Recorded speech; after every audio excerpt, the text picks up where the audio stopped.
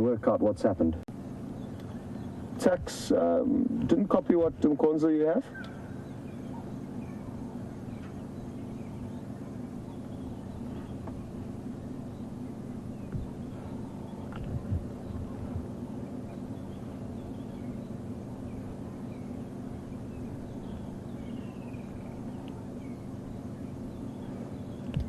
Okay, copy, thanks.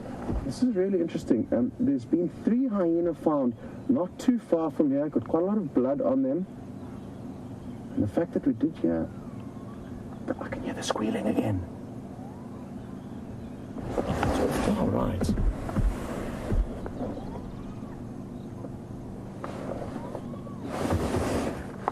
And you should be able to hear it very faintly.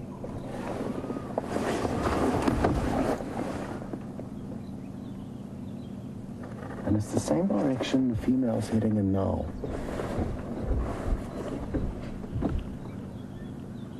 What is going on here?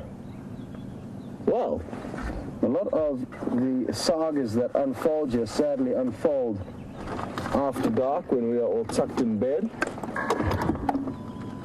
And this is going to be an interesting one to try and piece together. I've just seen another hyena though, so let's try and get into a good spot, which I think will be just up ahead here.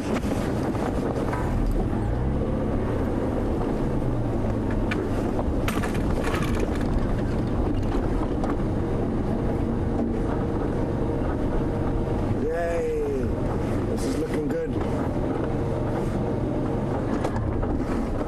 And there's at least one sub-adult hyena here that we can see poking its head out.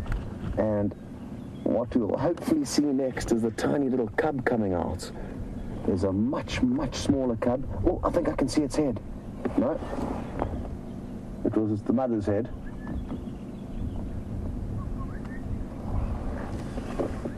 Awesome. Look at how much more furry the younger hyena is on the left compared to the older hyena on the right, with their 2 bottoms perfectly positioned for a comparison.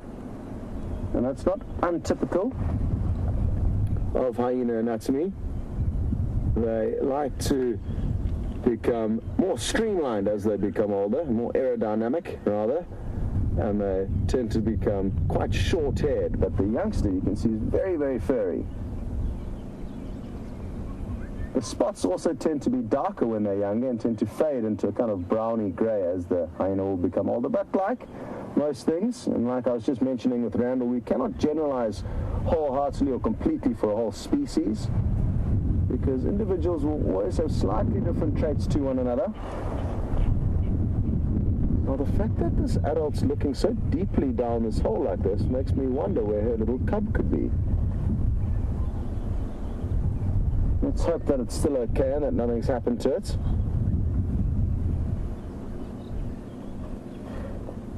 They won't have too many threats within the cavities in this termite mound. Other hyena will probably be one of the biggest concerns, as well as probably pythons, interestingly enough. Very, very large snakes. They can go up to 6 meters in length and are capable of swallowing not only little hyena cubs, but prey as big as an adult male impala. Now, the mother that we can see now on screen is now looking down the burrow where the young cub typically hides out. So let's hope it comes out of there. I'm just going to stay here for now, though.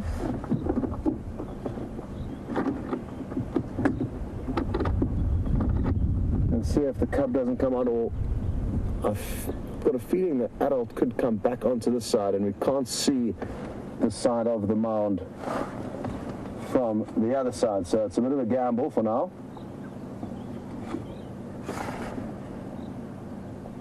Let's see if she doesn't vocalize now.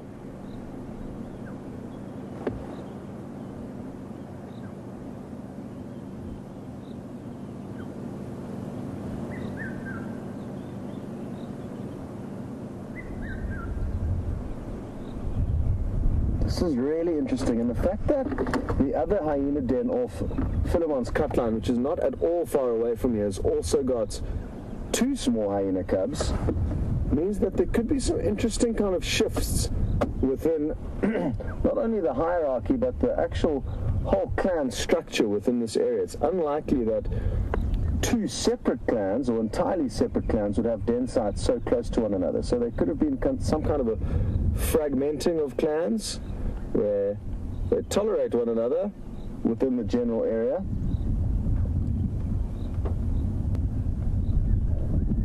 Well, who knows? Maybe there's been the unthinkable and one of the neighboring hyena clans has killed this cub. Who knows?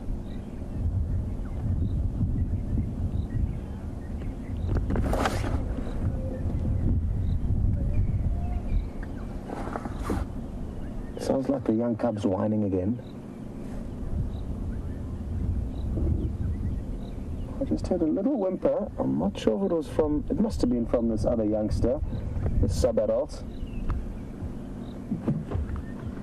Morning to Daryl in Illinois, and Daryl's interested to know if hyena and jackal coexist in Africa, and yes, they certainly do. In some parts of Africa, they will be a lot more common and in higher numbers than here. But we do get jackal in the Sabi Sands, not huge amounts of them, kind of less than almost just about anywhere I've worked. We don't have high jackal numbers at all. But throughout most of Africa, you will get hyena and both the black-backed jackal as well as the side-striped jackal living alongside one another. A jackal's a much smaller animal than a hyena, and it's never going to try and outcompete a hyena. Thankfully, though, for the jackals, they're very quick and can run away from any hyena if they do get into trouble. But just like the hyena, they're an animal that can hunt for themselves but will prefer to scavenge when possible. So jackals and hyenas are both notorious for finishing off old carcasses killed by other animals or animals that may have died of natural causes, but they can both hunt. And if need be, and if we removed all the lion, the leopard and the cheetah from this area, there would become super clans of hyena that would hunt down prey as big as Cape buffalo. At the moment, they don't need to, so it doesn't make point in going through all that effort. So, clever animals, the hyenas. And, morning. Thanks for coming up to us after we just complimented you on your ability to hunt when need be.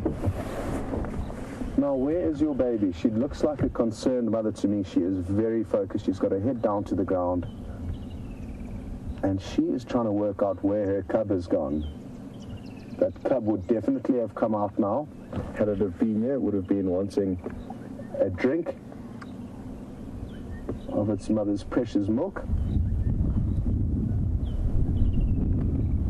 But I fear that, and I wouldn't just say this if I wasn't feeling confident about my decision, but I do fear that this cub may be gone. It's highly, highly unlikely that his mother would have gone to both entrances into the den site here. I'm not sure if they're interconnected, but there's one little hole that's behind my head over there, and then the other one that you saw her poke her head into earlier. And she's examined both of them very closely with no sign of that younger cub. And like, no, but I can hear the crying is actually coming from inside the den. So, I think the cub is in there, and I was wrong. Sadly, the young cub has picked up a little piece of litter, and hyena are notorious for chewing on just about anything they can, so obviously that's the last thing we want to see, but that's what's going on there. What I might try to do is just try and, if it drops it, I may try and just scoot it into I may take it with. No. There you go. And I'm just going to jump out and grab it quickly. Even though we are very close, I cannot bear the sight of that litter in such a pristine area. And the effect of us jumping out quickly, removing this piece of litter, will not be too bad.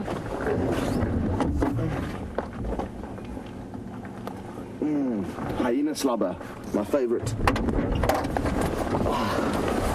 Okay, well, we've got the piece of litter, and now we can return to a better distance and hopefully continue to watch these hyenas. It may take a while for them to come out.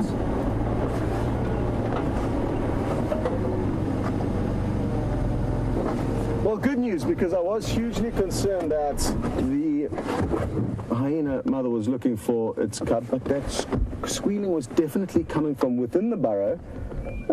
Not too sure why the young cub doesn't want to come out.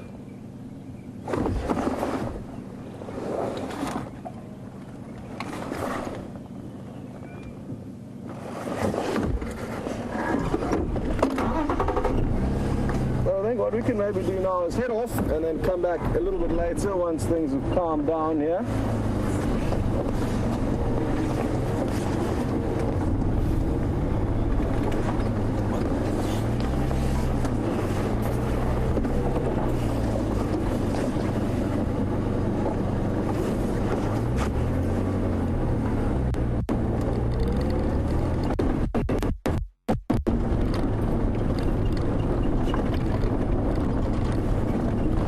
Interesting hyena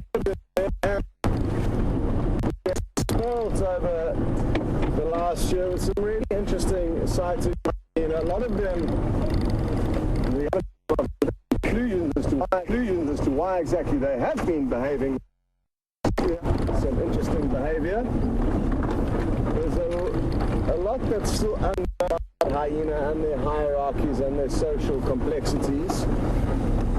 And even though there are many varied opinions as to what's what, I'm not a firm believer that people know exactly what's going on, and for a number of reasons. The main one being is that by studying a hyena population in Kenya or here in the Sabi Sands or anywhere really, it doesn't mean that you can apply that same research that you achieve from any area throughout the entire sub-Saharan Africa where you find hyena and most African animals. So animals will act differently in different parts of Africa. There's no two ways about it. Depending on the climate, the vegetation, the competition they're up against.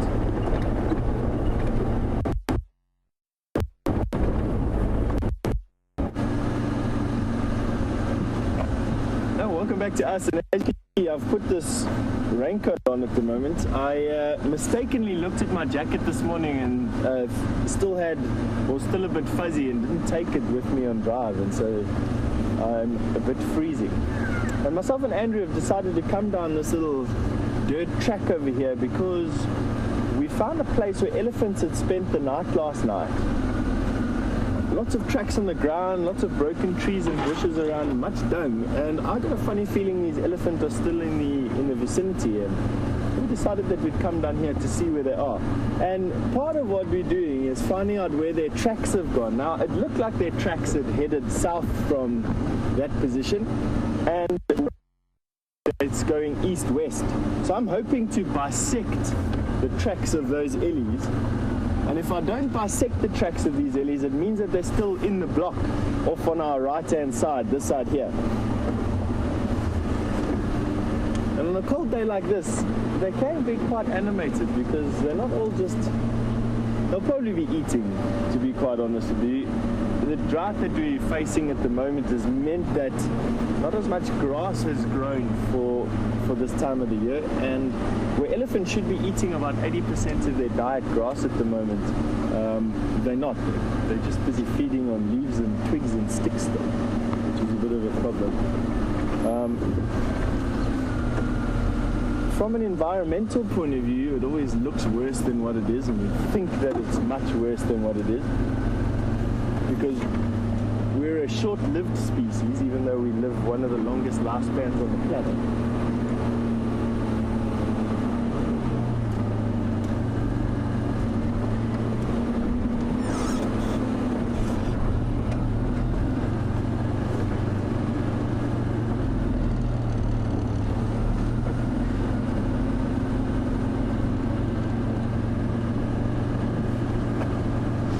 Hi, Mission in Dallas. It's been a long time since I've answered one of the questions from you, but it's good that I'm hearing you in my ear again.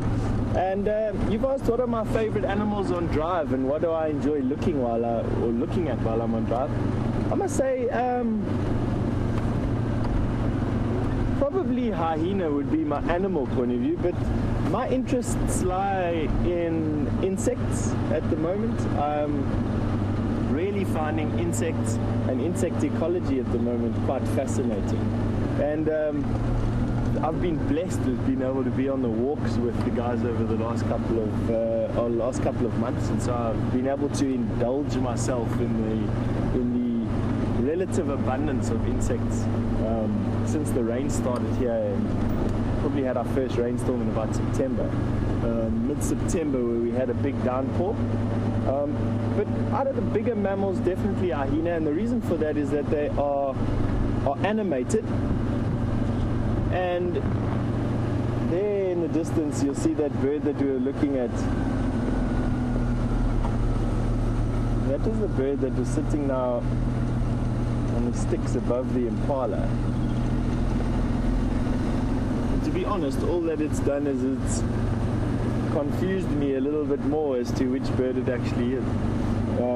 The reason for that is that it had quite a fan-like tail. The tail was quite fan, and definitely not the short tail like we've seen or we used to seeing on battaliers when they are busy flying. But that doesn't mean too much. A battalier does have a tail. It just keeps it very tucked in when it's flying. And without thermals today, definitely the tail would come out, especially when taking off. Now I've come back here. I want to show you where these elephants were sleeping last night. You can see in front of us, you'll see where my track went through that slightly disturbed soil over here. That's where the elephants started, where their group started last night. And I'm actually going to take you through where they were sleeping. It was quite cold last night, and so the elephant slept in a group here. And you can see where they've disturbed the soil. I'll stop here and I'll show you. This branch was pulled down by them, one of them that were feeding last night. Have a look at how they've kicked the soil up. Now that's all just from them. That is my track coming through. This is where they've been kicking up the sand in this mitre drain and throwing it all over the place. You probably find that while some of the group members were sleeping, others were just standing by their sides, adding their warmth to the group and then throwing sand around. And we're quickly going to go through to Scott. It seems like the hyena have brought back a carcass to the den. We'll catch up with you in a little while.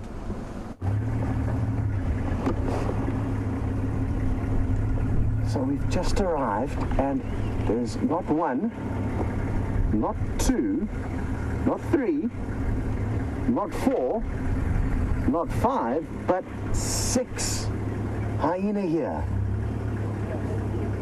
I can see 2 adults and 3 sub-adults so far. The sub-adults all look like quite a similar age. I'm just not sure. It's actually 3 and 3. So it's 3 adults, 3 sub-adults. And I don't recognize any of them at first glance. I've just got my binoculars out now, trying to check out their ears for any distinctive notches or holes, or their bodies for any scars, but hard to see. And it apparently sounds like that this female here could be the mother from the Philemon's cutline den, so the other den that we were not at this morning. And that is possible. I've seen a few little notches in her ears, but I haven't been to that den yet. And in this wet conditions, the hyenas are looking quite kind of dark. So it looks slightly different to normal. I'm just going to reposition the vehicle ever so slightly. And they're evidently sniffing around and chewing on some bones. It doesn't look to be like a fresh kill. But the one individual has just picked up a bone and moved off, the one furthest right in the screen. It's a large bone. It doesn't appear fresh to me. but there does seem to be a reddish tinge on her coat around her neck. So maybe they did get lucky and catch something, but to me that bone looks to be quite old. Maybe I'm wrong.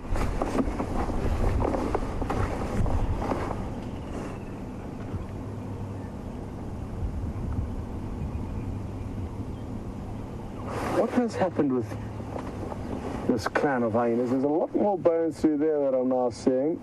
Again, none of which look very fresh. The bellies look quite full-bellied though, so they have had a meal, some of these hyena.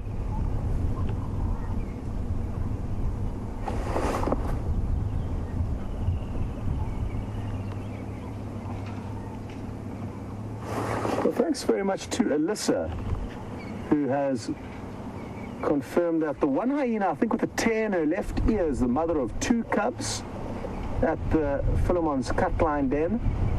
And the individual now that we're looking at is the mother of 1, and she's got a big scar down her left flank, I'm told. I haven't seen it yet this morning, but I think it is this one that VM's got in shot now. Now, interestingly, like I said, there's 6 hyenas in this area. There were apparently there was at least 1 not too far from here. I'm not sure why it wasn't involved in the immediate ongoings here. They've all got bones, it looks like. So maybe there was a kill, Major, and who knows, maybe this clan actually made the kill that they're now finishing off, but the bellies don't seem full enough. Their faces seem bloodied. I can't work it out. Maybe there was a fight between hyena, or maybe they did get the scraps of a small kill and are now just chewing on bones that were in the general area. But I think it's definitely worth hanging around here. They keep looking in the same direction as to where this other hyena was. Or at least the adults are. The youngsters are too busy chewing on the bones, as you can see. But 1 or 2 of the adults keep lifting up their heads and looking to the north. And you can see now it's happening again. Sadly, the one adult's head's a bit blocked by that bent acacia tree. But certainly keeping tabs on kind of northern areas. And it's just the one mother who's been the most focused, the one that we're looking at now. She's the most full-bellied out of all of these hyena.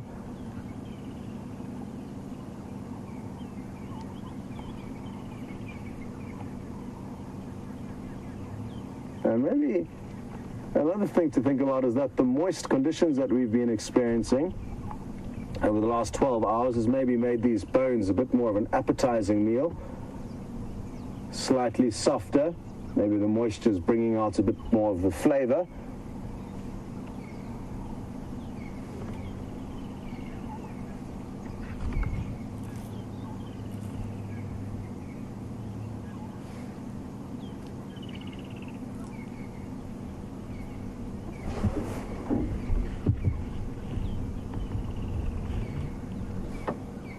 I think I've heard a bit of audio from the adults on the right there, VM. Let's see if she doesn't open up and give us a proper song. Please call for us. It's one of my, and they often bend their heads down like that when they call, but she was just doing it to pick up the bone. She got me so excited. They hold their heads facing down to the ground and onto this very strange swaying, almost, as they let out their and I was hoping she was going to do it there. It's an incredibly wonderful noise, and to hear it from up close is very special. And it's something that I haven't been able to pull off just yet with you guys. A good close hyena vocalization. We've been lucky with leopard and lion, but not yet with the hyenas.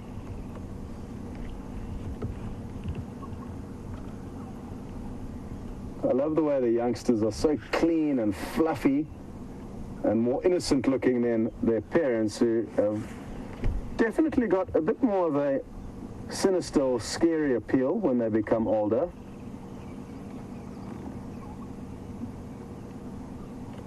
But they aren't nearly as horrible as they have been portrayed in many different films and many different theories about these animals, which has sadly caused them to be subconsciously disliked by most people on the planet until you've seen young sabadults like this or the tiny cute cubs. People often find it hard to find a space for hyena in their heart, but they are incredibly important animals. Just not the best looking, I guess, when they get older and a bit more scary.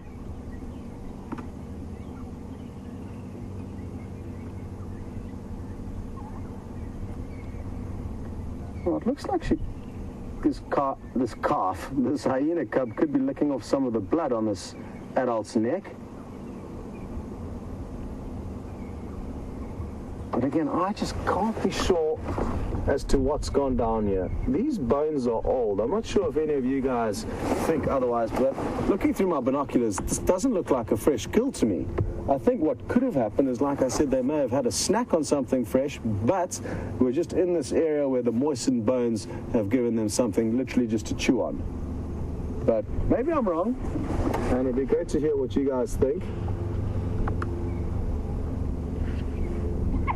I mean, this is what a hyena do very, very well. They are the professionals at cleaning up carcasses and making sure nothing goes to waste.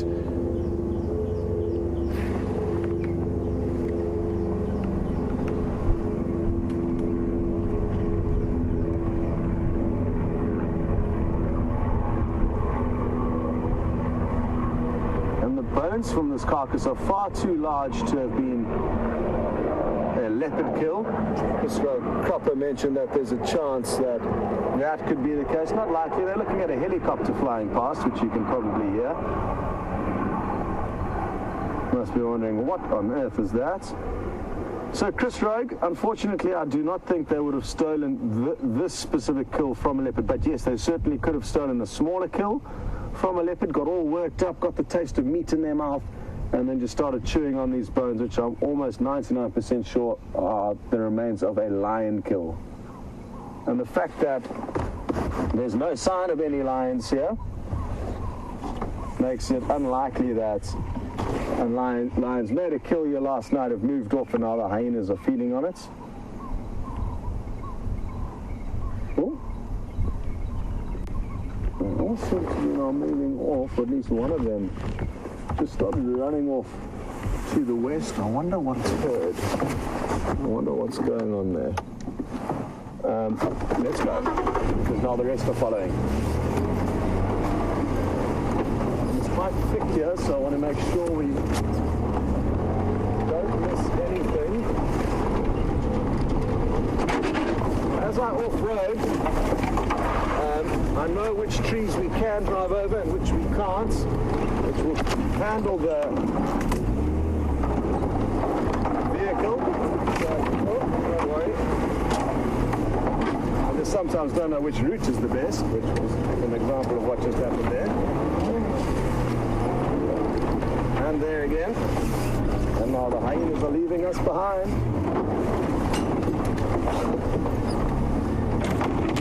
So we will go another route.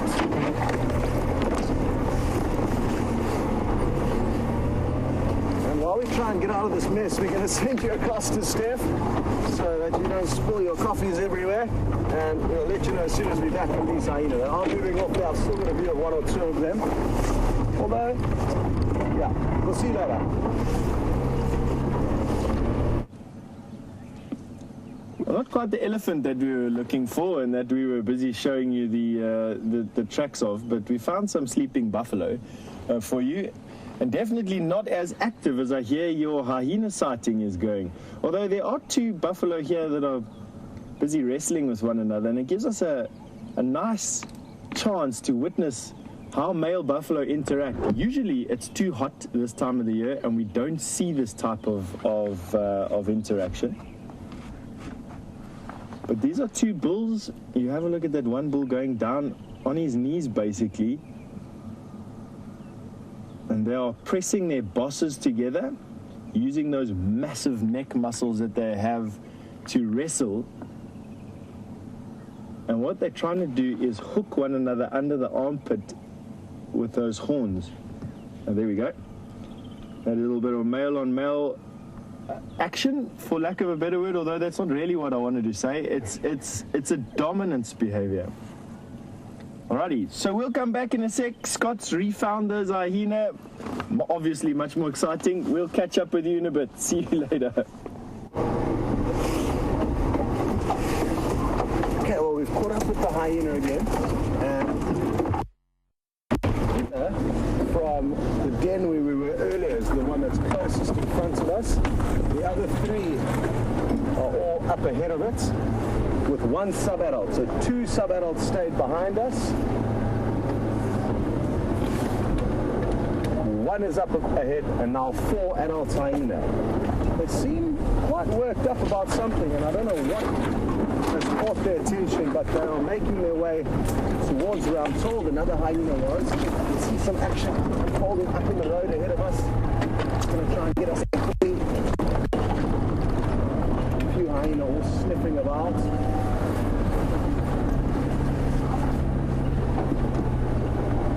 Just going to stop here to give you a quick glimpse of them running up. So this is the female that I think we saw earlier at the den. She's flawless. Other than a few tiny scratches on her bottom, her ears are in perfect condition. And she, interestingly, doesn't look very involved in whatever's going on here. The other 3 are all getting quite worked up, holding their tails up. There's some vocalizations happening now. Come on. Quickly, quickly, quickly, guys. We want to see what your friends are up to. Please, hurry up. Hurry up. I can hear some noises up ahead, and I'm so desperate to get you there. There they go, there they go. They're having a massive fight. Massive fight's happening here.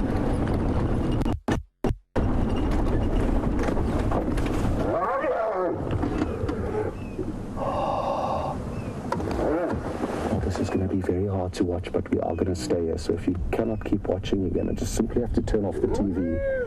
This is very, very serious.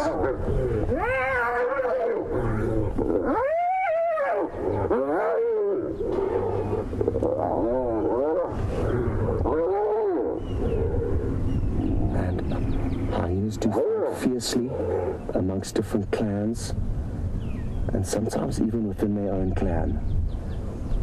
And it's often the females that will compete most ferociously for the hierarchy of queen. And it looks like right now one individual hyena is in serious trouble. Its one ear is just about being ripped off. And like I said, this isn't easy to...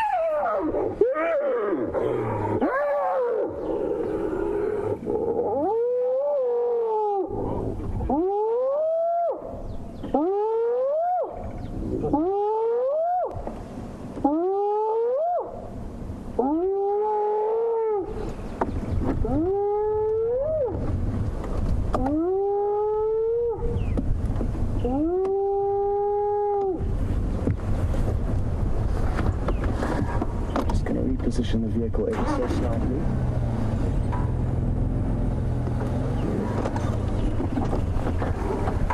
Now, I can see... Oh, sorry everyone, I know this is incredibly difficult. I'm just trying to gather myself here. This poor hyena is in such a terrible state. It was calling out there, and I know we were hoping to show you hyena audio, but not in such a desperate affair like this. With the one calling out, hoping that possibly the rest of its clan will come out and rescue it. Its back left foot is severely wounded, and a lot of you may be wondering why it's not running off, and I think it's because it is in such bad shape that it simply cannot move. There's 3 young sub-adults have all followed into this sighting, and there are now 4 adults. So total of... Oh, and another one's just arrived. This one has just arrived fresh onto the scene. I'm not sure which one it is. Oh, it's such tricky business. We don't know what's going on here with all these hyena. So now it's 5 adults, 3 subadults and 1 very, very badly wounded hyena, I'm guessing from a different clan. I just want to try and reposition the vehicle to give you a better view. It's hard to show you all the hyena from where we are here.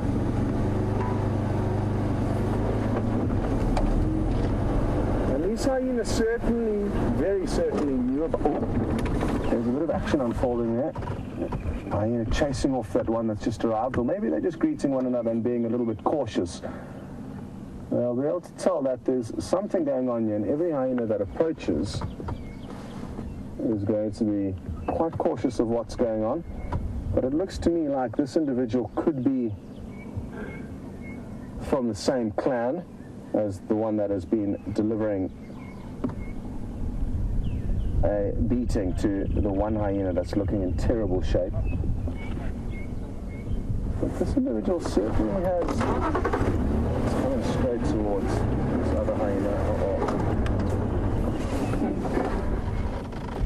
Probably just to work out what's going on. Now, I wonder if they're not from the same clan. No.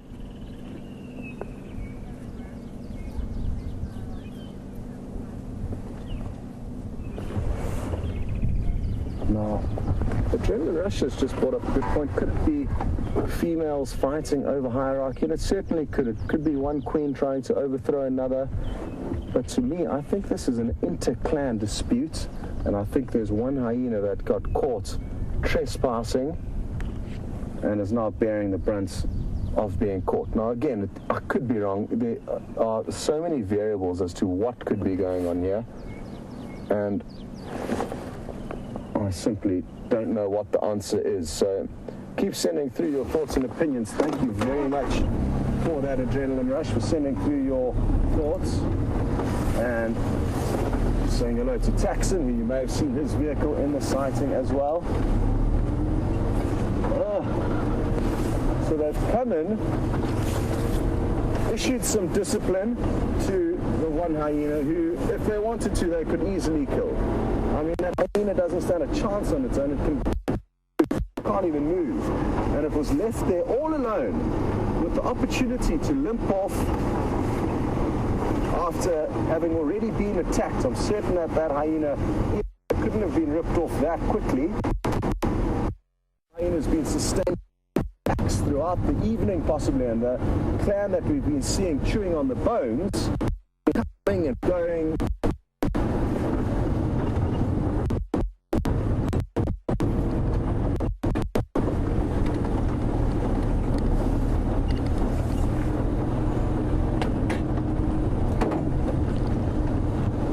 I thought that a pack of wild dogs were showing a hyena a bad time the other day. Little did I know. After a brutal attack we got to see just a few moments ago.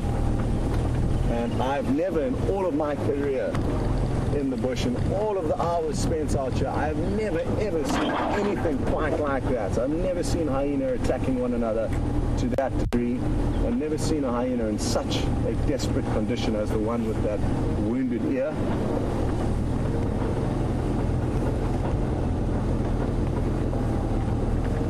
And let's hope that it doesn't receive another beating now. We are going to stop and show you the state of this hyena now. So again, if you are a sensitive viewer, you may want to turn your head for this. This hyena is certainly going to lose its left ear.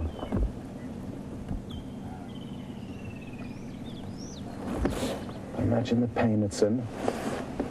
Like I said earlier, it's also got terrible, terrible wounds on its back left foot. And I'm guessing that a lot of that back pad and toes have been ripped off.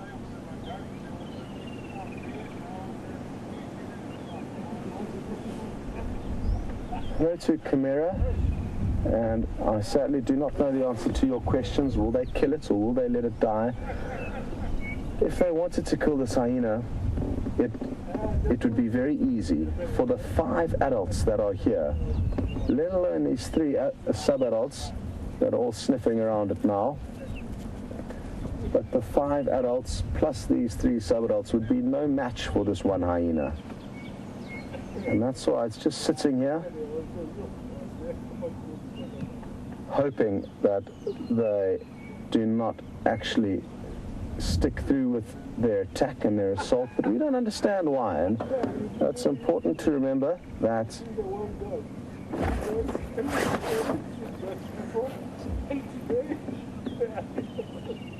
so anyway, like I said, I'm not too sure why this hyena has caught itself on the wrong side of the fence, but what we must remember, and even though this is hard to watch, animals are very tough, and it could very, very well recover from these injuries. So it's not dire straits, even though it appears that way now for this hyena. I have seen many hyena in my career running around with only one ear, and once even one with no ears. So they can recover from these injuries, and let's hope that this one does. But also, we don't know if this hyena was being a criminal, maybe trying to attack the hyena cub from the den where we've just been. We couldn't solve that puzzle as to why that cub wasn't coming out of its den, and maybe this was the reason why. Very, very hard to say though, but this individual may have perpetrated some kind of a crime to receive this punishment. Maybe not. Maybe it was just unlucky in the wrong place at the wrong time. Let's see if it tries to move here. Yeah, it looks like it's going to. Oh no. Yeah, okay, it's back. Its back foot has been completely broken. So I'll take back what I've just said. This hyena is in dire straits. And without the ability to run and move effectively, a key strength of hyenas, being able to move huge distances, it's going to have a very, very rocky road to recovery. It looks like its back foot has been absolutely shattered, and as it tried to stand down onto it, you saw it give way completely there. More hyenas coming in here.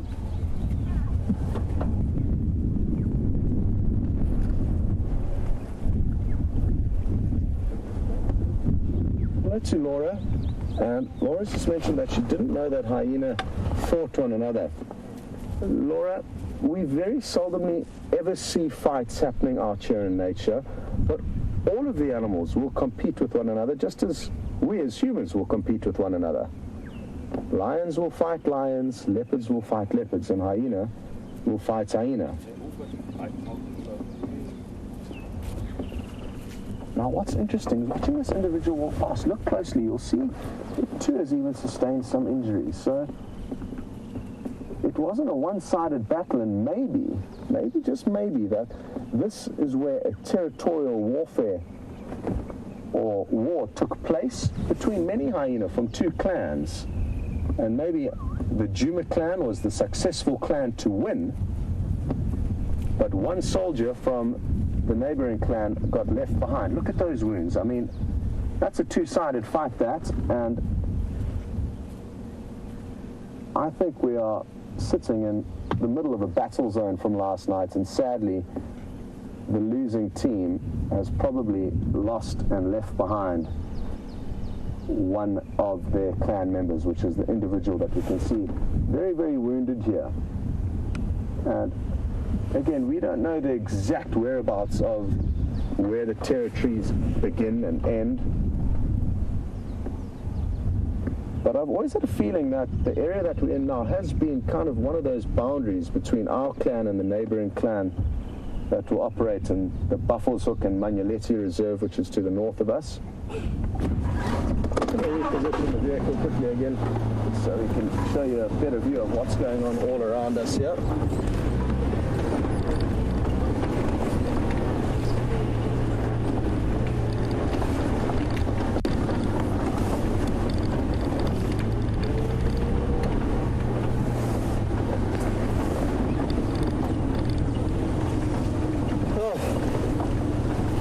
Not easy stuff, and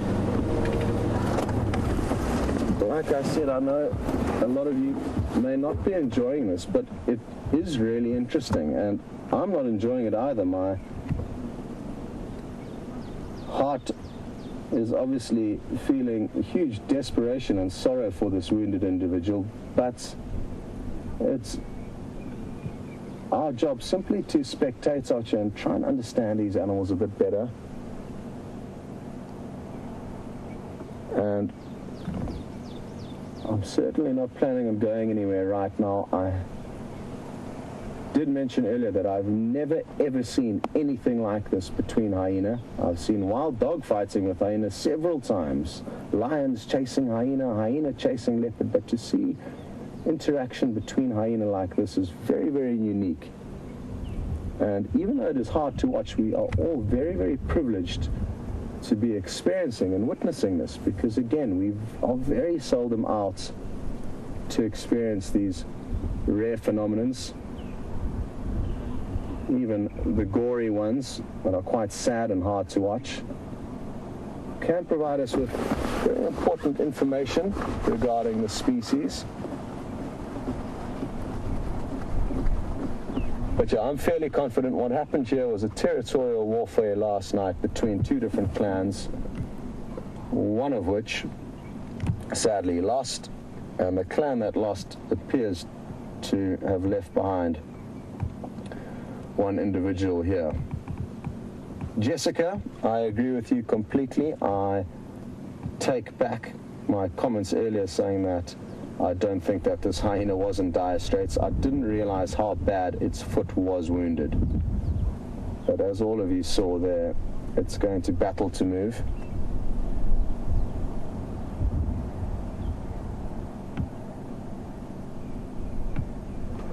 Hello to Goobawalla. And do I think any of its clan members could be nearby? Even if they are Goobawalla, they would have heard the calls, that desperation howl that we all saw. And that desperation howl did not get answered. And if its clan members are close enough to hear and simply didn't respond, I don't know, maybe they are too far away to hear. But the bottom line is that if all of them were here last night and lost the battle, it's unlikely that they're all going to come racing back to try and rescue this one after receiving a beating last night. So it's not looking promising. How far the other clan could be away, I'm not too sure. We sadly cannot traverse further north here, and therefore we've only got very limited information on the one clan that we do get to see. I've never once in the year that I've been here seen hyena interacting that could have been from different clans.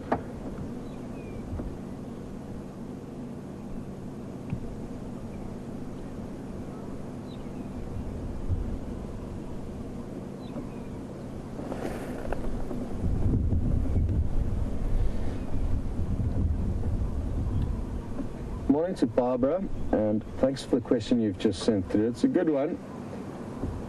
Sadly, the answer may not be what you're wanting to hear, though. Barbara suggested that if this hyena could somehow scramble back and limp back to its clan's den site, would there be a chance that they would bring it meat and help nurture it back to recovery? Highly, highly unlikely, Barbara. Hyena are not well known for carrying meat back to dens for cubs, let alone for adults, so that doesn't happen very often. And the competition between adults and the tough nature of being out here often suggests that older or weakened animals will rather be left to die than to slow down the clan or the pride.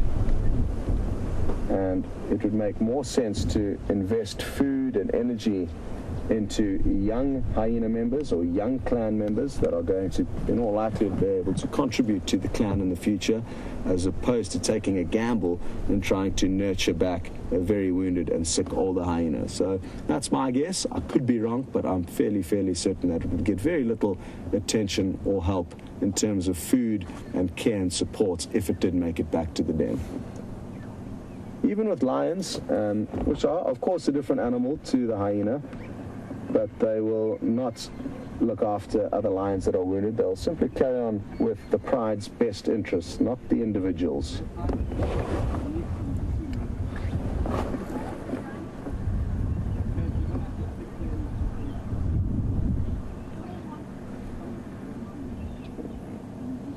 Another good question has come through from Andre in Port Orange, and Andre is interested to know the likelihood of this hyena being eaten if it does get killed by the other hyena. And 50-50, sometimes predators will feed on predators that they've killed for competition, and other times they will not. So it is an absolute lottery with regards to that question, but a good one. And a lot of textbooks will suggest that predators will actually not feed on other predators that they have killed, because they are not doing it for food, they are doing it to eliminate competition. But that certainly does happen. I have seen leopard feeding on leopard that they've killed, lion feeding on other lion. So strange things do happen. What I'm thinking of doing is just creeping a little bit up ahead and having a look at what the rest of the clan is doing.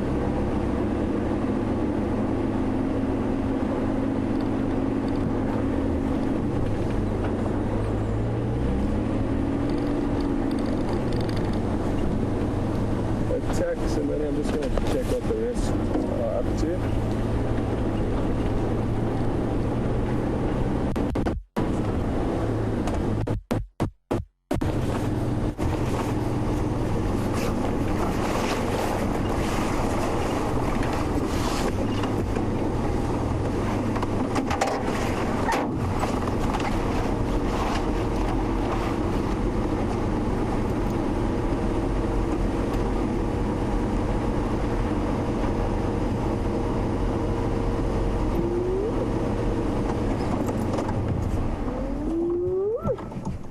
Straight up ahead there, Veem, on the left of the road.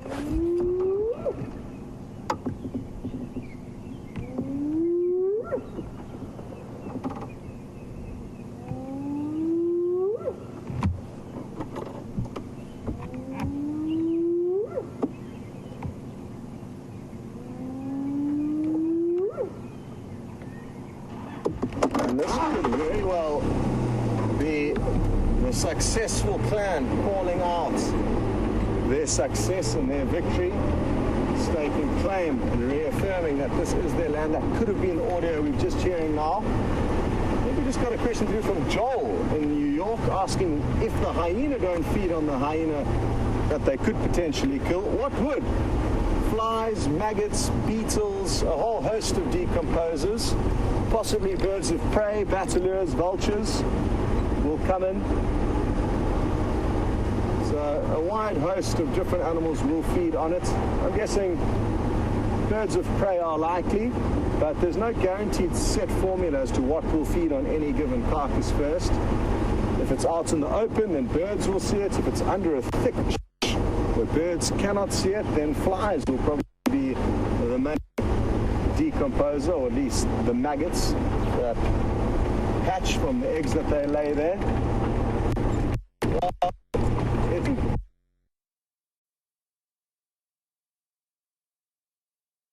Because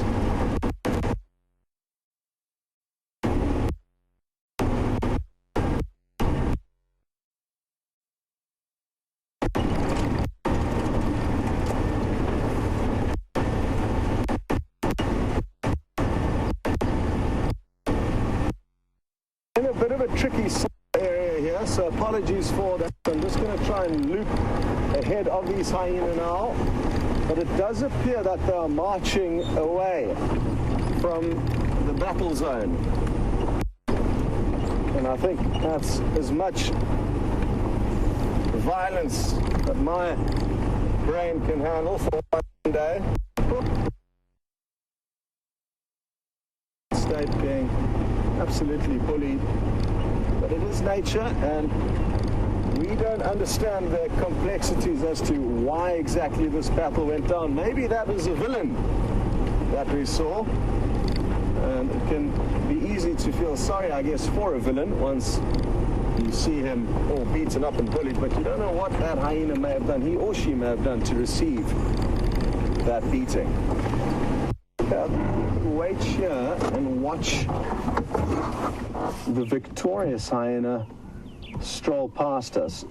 First, I think it's the first one. I'm not too sure how many have moved off already, but there are certainly some coming straight towards us.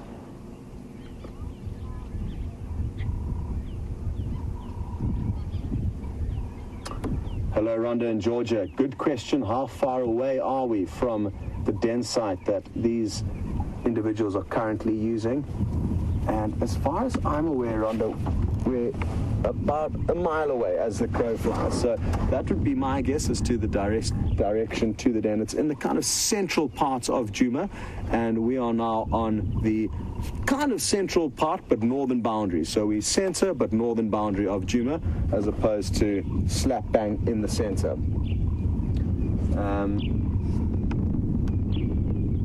Where are the other hyena moving? I did see a glimpse of one earlier. But I guess that means that they are kind of heading back in that general direction. So if they continue at this speed, they'll probably be back at that den in about half an hour or so. And I feel like one or two adults may have already started moving in that direction.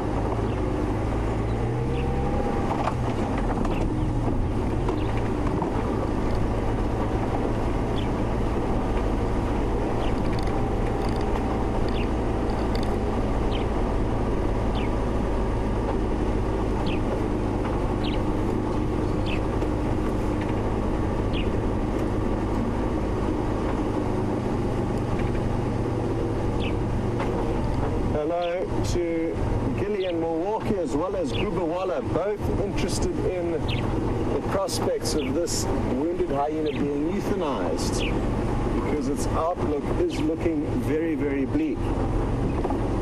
And it certainly won't have anything to do with us in terms of the decision making, thankfully, because it is a tricky decision to make. How far we as humans decide to interfere or not into animals' best interests is tricky. There are some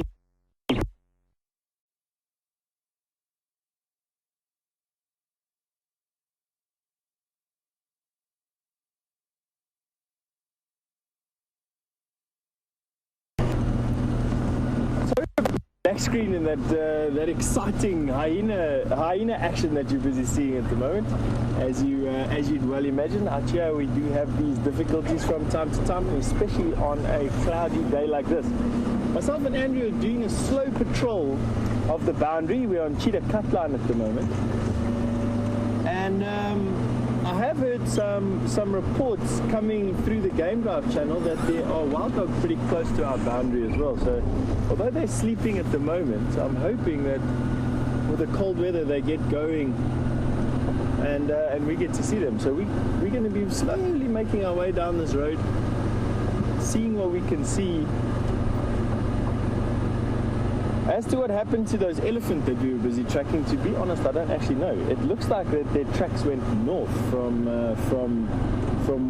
where we last saw them into that very thickly wooded block around Vuyatela camp, which is difficult for us to access in a vehicle. A lot easier to access on foot, but quite difficult in a vehicle.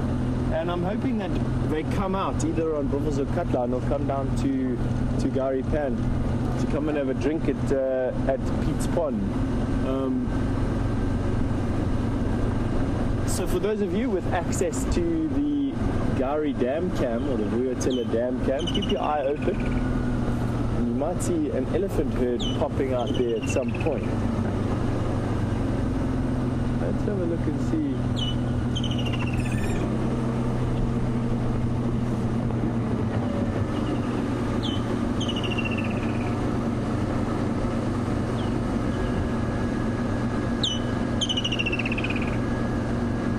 In Los Angeles is asked on elephants while we're busy having a look for this woodlands kingfisher that's busy shouting at us from his tree here somewhere.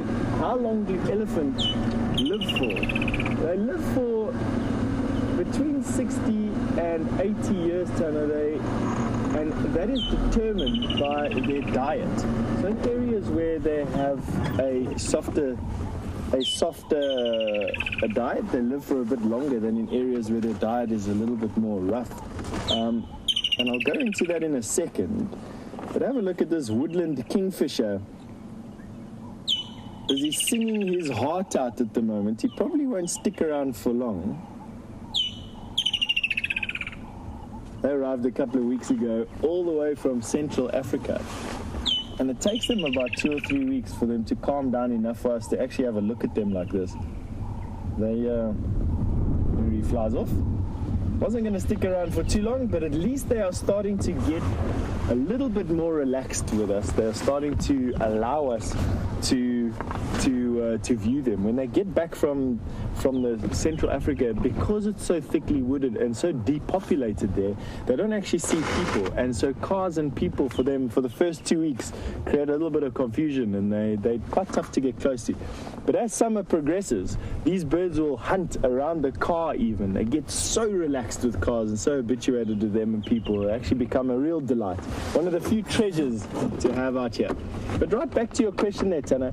So elephants will get anywhere from about 40 to 60, sometimes 80 years old. All dependent on their diet, because elephants have 6 sets of teeth through their life, or 6 sets of molars through their life, and their diet wears the teeth down. And when they get to their last set of teeth, depending on where they are, if they're in a desert and they're eating a lot of rough, hard woods, then their teeth wear down very quickly, and they lose their teeth and they lose their ability to feed themselves, and therefore they slowly starve to death. Or if they're in a very swampy place, Lower Zambezi, somewhere where they are in a delta somewhere, and the vegetation that they're eating is very soft, that last set of teeth lasts them a longer time. And of course, the more they have teeth, or the longer they have teeth, the longer they can live for, the longer they can feed themselves for. So they're one of those animals that it's quite difficult to judge exactly how old they get. Here in the Kruger National Park, around about 45 to 55, with the odd exception going to about 60, is what I've read for the Kruger National Park. So the area that we're in at the moment, anywhere from 45 to 60 years old, is the average lifespan for an elephant out here. So down to their teeth there, Tana, they haven't invented false teeth for elephant just yet, and even if they would, it would be quite difficult to put them in, because unlike our teeth, which grow from the top of our mouths here down, elephant teeth grow from the back of their mouths forward and are constantly being pushed forward against their tusks by the teeth at the back. So as the teeth wear out, as they're busy moving forward, they're also being compressed against the tusk of the elephant and are being pushed out of the mouth that way. So one tooth doesn't slot in like ours would. They are slot in from the side, which is quite bizarre to think. It's very different to how you would imagine teeth being replaced in a mouth. And if you think about it, even different to how sharks would be. So we get teeth doing this, elephants get teeth doing this, and sharks get teeth that fat forward. But on all of that stuff, back to the teeth that Scott has been with the whole day. He seems to have got his signal back around the hyena, and we'll carry on looking for these wild dogs. Catch up with you later.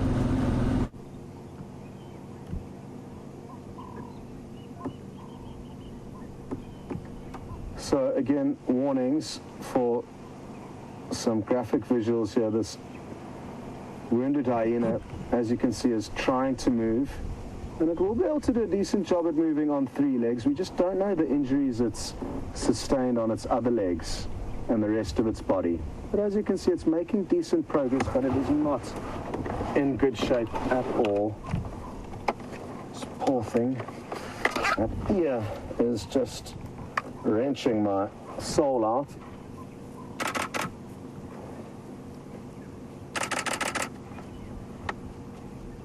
Sorry, it's coming right up to us as if it almost thinks we can help it, but we can't. we can't help you. Its back foot is absolute jelly. Oh, sorry. You are not in good shape, are you?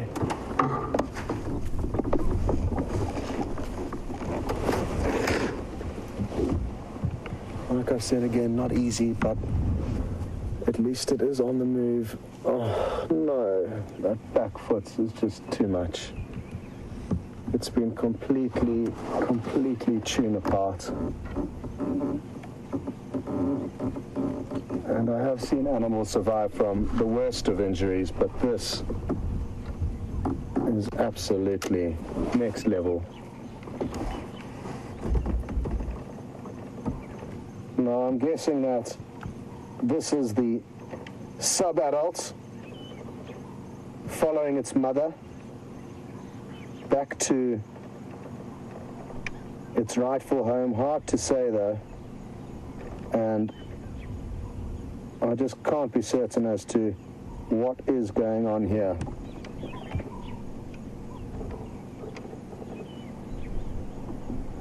But the fact that one sub-adult is following the adult back indicates to me that it's more likely a female than a male.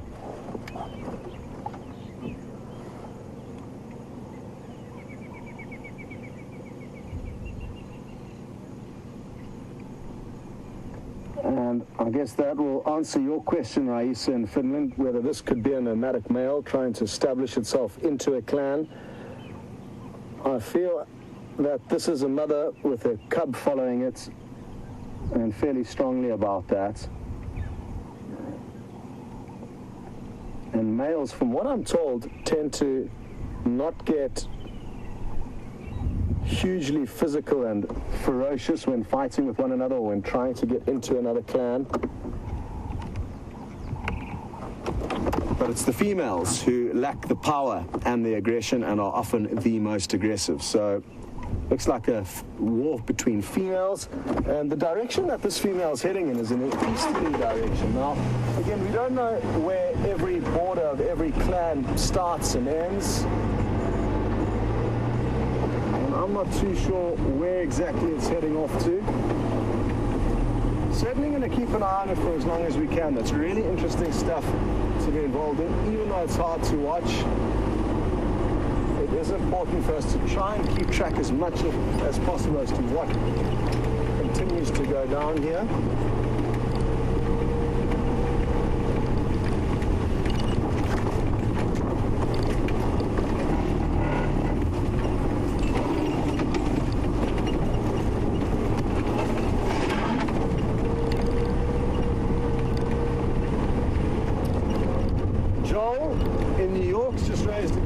What if this female hyena is mother to a smaller cub, not just the sub-adult that we can see it moving with now?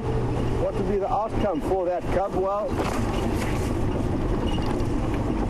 probably at this rate, it's not looking hugely promising, Joel. But you just can't be certain. You don't know what wild animals will be able to tolerate and how resilient they will be. Joel, yeah, tricky one to answer. If its mother dies, well then it too will face a similar fate, will starve. It's unlikely that the queen or another hyena will try and look after it from the clan, unlike animals like wild dogs. Well, this is interesting. It's heading straight back into Juma. Look at that poor foot dragging along the ground.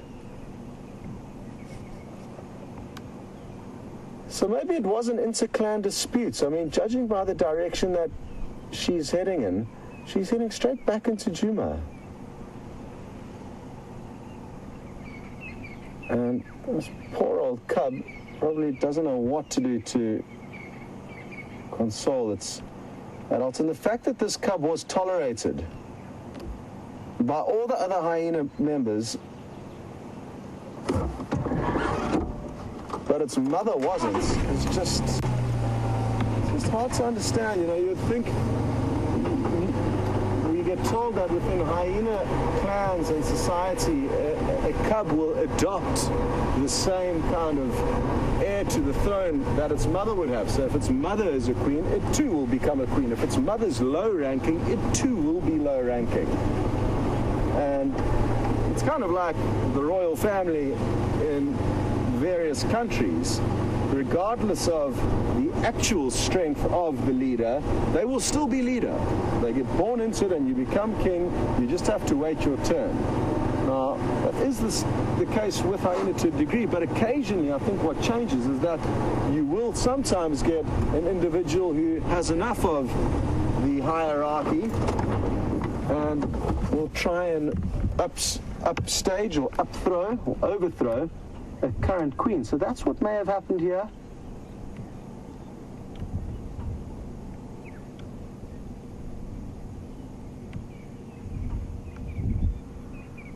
Sure. Horrible business now it's having to off-road, which is going to be 1,000 times harder than moving down these open roads.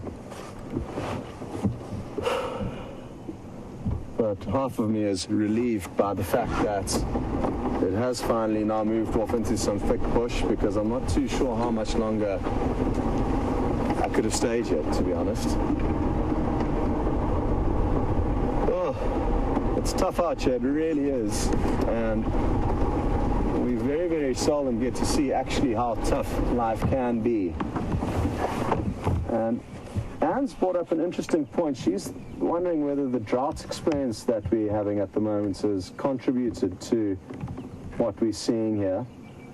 And Anne, I don't think so. If anything, a drought is favorable conditions for predators because it means lots of weakening prey. Not much good food means older and weaker animals, or youngsters as well, will be easy pickings for all of the predators. And what's unique about the drought scenario in the Sabi Sands is that even though we are experiencing a drought and the water holes are dry, the natural water holes are dry, and a lot of the vegetation is drier than it normally would be, there still are artificially pumped water points which help not only the predators, but the predators are the main, they'll gain the most out of them because they only need water to drink. They don't need their food to be watered like the herbivores do. So, whereas both hyena, look here, it looks like they may have found a bit of a safe haven for the time being.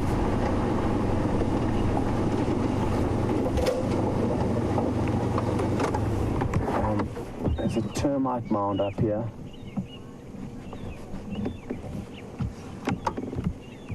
And you wonder what this adult's going to do now, whether it's going to try and seek refuge in there. Molly and Lucy, as I said earlier, I'm not too sure why the young cub was not attacked and why it was only the adults. It's a mystery to me because that cub, like I said, would have the same kind of hierarchy in the clan as its mother would. You get born into your hierarchical structure, which is pure luck. You are either born a queen or born a pauper.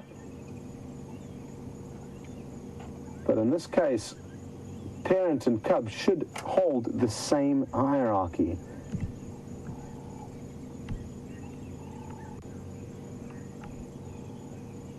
But the cub is absolutely unscathed, untouched, and was running alongside those other two cubs. I'm fairly certain it was only 3 sub-adults, rather, is probably a better term for these individuals. I'm guessing about a year in age. But could be a stray a couple of months either side of that.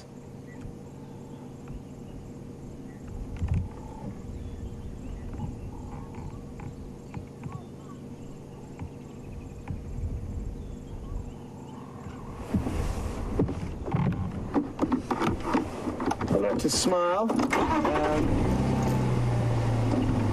Smile's interested to know how long can hyena go without food, and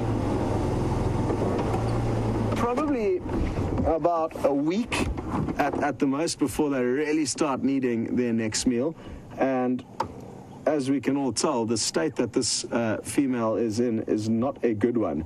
Now, she thankfully doesn't necessarily have to hunt in order to be successful. If she is lucky, she could stumble across an animal that's died during these drought conditions of some kind of sickness or malnourishment, or she could find an easy kill where other clan members that she could miraculously make friends with again, I'm not sure, may chase off a leopard and they'll get an easy meal there. So there is hope for her, but it's not great. It really isn't. And what the future will hold for this poor hyena, I cannot be certain of, but at this stage, it doesn't look hugely bright.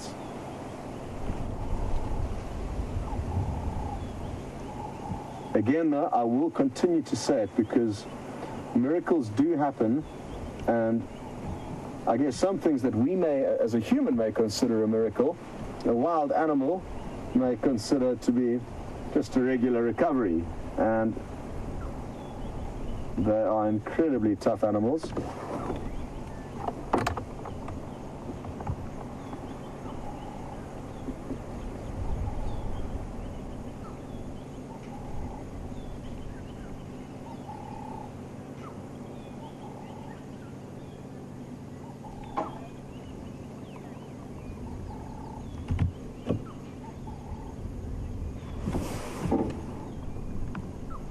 Now, Peggy P is interested to know, is that foot possibly going to get gangrene? And the way it's dragging along the ground and the extent of the damage that has been done to it, it looks like it could very well become infected and become gangrenous, but hard to say. Back to a question earlier, and I can't remember who asked it. I think it was two of you asking for updates as to whether the Sabi Sands will intervene and possibly euthanize this hyena at any given stage. I'm not too sure. I've never been in a scenario like this. My initial thoughts would be that it's not likely that they will help. And that was Gubawala and Gilly in Milwaukee that were asking about the likelihood of this animal being euthanized. And usually the policy is, and the protocol is, unless a human has caused that animal pain and suffering, we let Mother Nature take its course.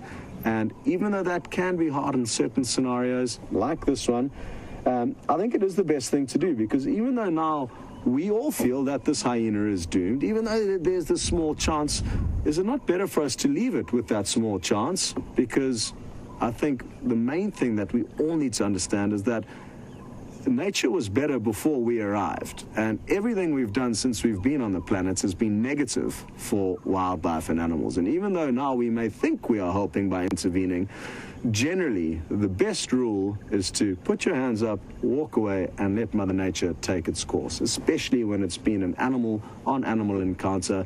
That's, you know, what Mother Nature had planned out. So I think in all likelihood it will be left alone, but can't be certain, and that's not a decision that is up to us to make, thankfully. I wouldn't want to be the one making those decisions. Also, I mean, you can look at it so deeply, Gilly and Gubawala, that by intervening, yes, you may be helping this one individual and this one species, this one hyena that's having a bad time. But will you be helping the other animals further down the line, the decomposers that could be feeding on it, the bataleur that may not have fed for many days, or the vulture that may not have fed for many days? Are you not going to be interfering and causing a ripple effect of things that Mother Nature did not have planned simply because you wanted to help this one? And if it was euthanized, I don't know if it would still be fit to be consumed by other animals, or if it would have to be removed from the ecosystem. But even from a point of it dying naturally in point A, where it may feed a desperate vulture, or in point B, where it may feed something else, we don't know, and that's why it's best for us to not get involved. Well, it looks like it's got stationary here, and I think we can continue on. I'm interested to go back actually to the den site, which is just down this road where we started off. The hyena action this morning.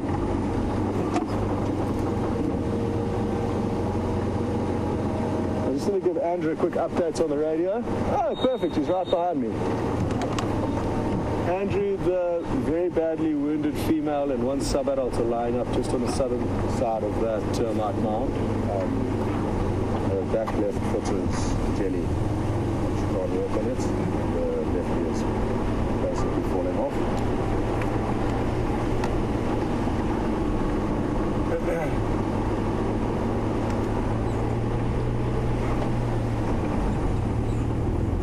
Okay, dokes. We're going to send you across to Stef for an update on how his morning is going. I hope he has some bright and cheerful news after what has been quite a gloomy and tough sighting to stomach. See you later.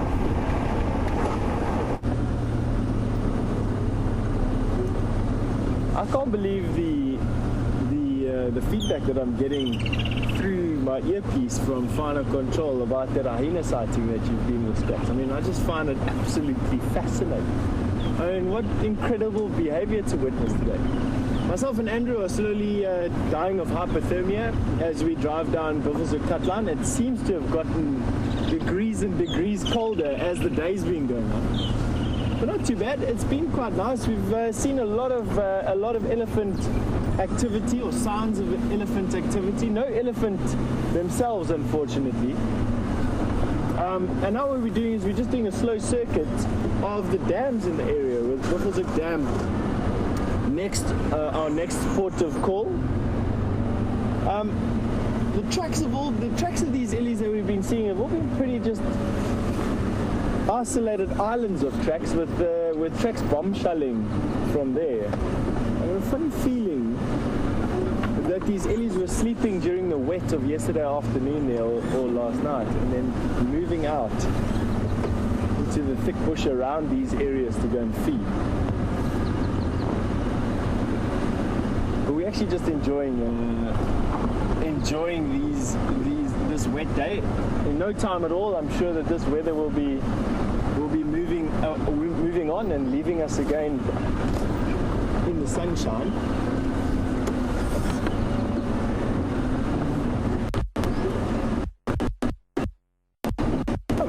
We got a nice question on spiders from Siberia Zoom. Hello, Siberia. And yes, the answer to your question is we do absolutely get black widow spiders here from the genus Lactrodectes. And we have the brown widow and the black widow here. The species that we find here is Indistinctus. That is the black widow spider. The Lactrodectes indistinctus is our one. Although I hear that you find widow spiders all over the world, all the way from Australia into America, and they all seem to be similarly toxic or poisonous or venomous, at least to us, anyway. And they've got a neurotoxin which could affect young children and people with heart conditions and very old people. For us, I'd say anywhere from 6 to about 80 years old, you definitely find a lot of pain at the bite site of a black widow spider. It's one of the most painful bites to experience out here. But black widow spiders are generally, you have to look for them to see them. The best place to look for a black widow is in actual fact underneath a chair, an outside chair, a garden chair. They really enjoy making their webs between parallel surfaces where they spin a very intricate web which consists of almost a bunch of trap lines that are trampolines. Now how it works is insects walking on the bottom, on the floor, will trip one of these wires, and these wires will pull the insect off of the ground and suspend it in the air. At which point the spider comes walking along the top surface, reels in their catch, envenomates it, and then waits for it to die, and then encapsulates it in some silk, and then stores it to eat later, or larders it, as it's known amongst spiders. So a very, very specialized spider hunting in a very specialized environment. And you don't really find in the bush a lot of places where you have parallel surfaces in dark, moist places. It's almost entirely confined to rocky crevices and areas where you find a few rocks and broken down tree stumps. So not a very common spider to find out here is the black widow.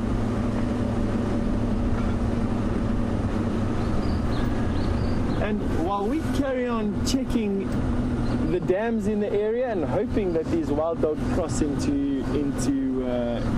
into our traverse, Scott has arrived at our hyena den with some cubs that are there. Enjoy.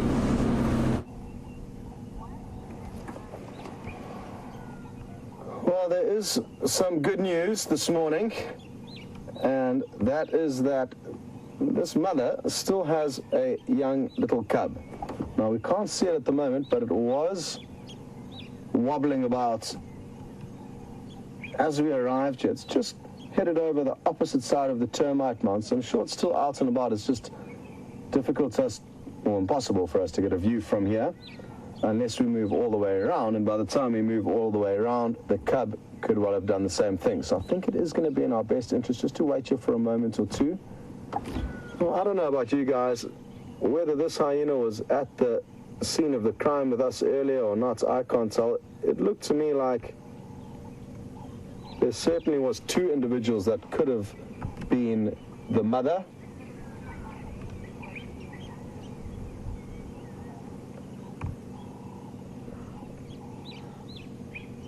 Oh, yeah, here we go. Maybe it didn't go around the other side of the den, and it just... Do you remember, Vim? Did it... No, it did go over. It did go over. Yeah. Oh, interesting. So maybe the burrows are interconnected. That's exciting news. Because earlier we weren't sure whether the burrows were interconnected, but VM confirmed that it definitely did walk over in the direction that it's heading in now, but then it popped up back through the same little burrow. Go ahead, Andrew. So I'm just chatting with Andrew on the radio quickly.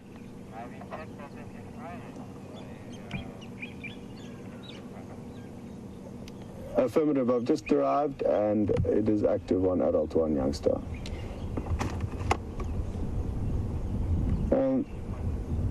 This is more cute and cuddly behavior after the savage attack we saw hyena delivering to another hyena. Affirmative, Andrew.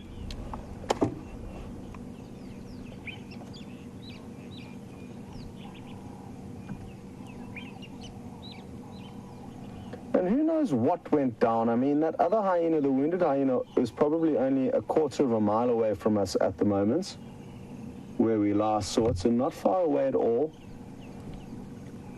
And wouldn't it be wonderful to know what happened? The fact that we started our morning here with that interesting behavior where an adult, possibly not the mother of this little cub, came in, tried to kind of see what was going on, but the cub didn't come out. Now, maybe there's another adult that looks extremely similar to the mother we're looking at now.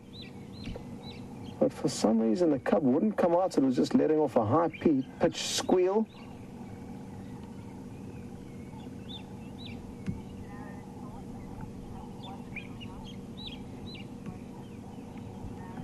And Marilyn in California seems to think that the reason why the little cub didn't want to come out because it heard the commotion ensue last night, and there were some tracks of hyena running around and running away from this area as we came in first thing this morning. Now, we often see tracks of hyena running up and down roads as opposed to walking, but I guess last night's tracks may have been more applicable to some kind of a battle or a chase that may have happened in this area.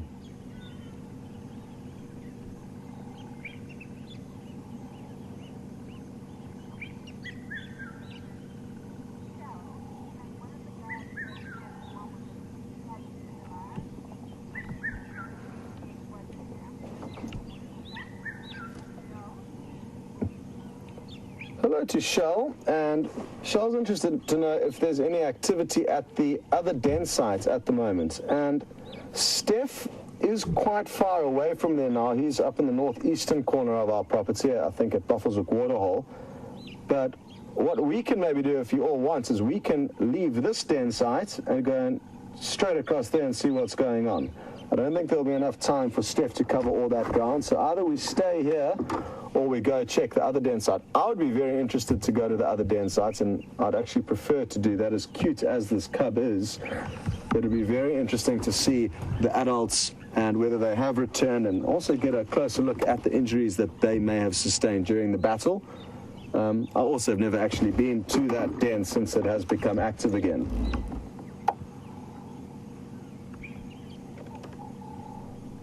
And as cute as this is, we have spent many hours here getting cuteness overloads with mother and cub, but we haven't been in a scenario where we can go to the other den and get some possibly very valuable information as to what's going on with the rest of this clan.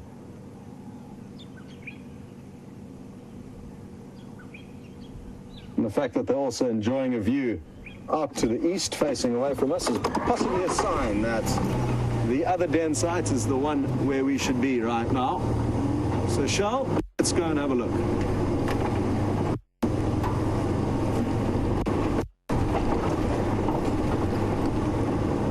Also, just such a relief that this little cub is alive. I was concerned a little bit earlier as to what was going on, and then when some of you came up with a great theory that it could be stuck in there, then I really started worrying. But some good news on the hyena cub front, at least.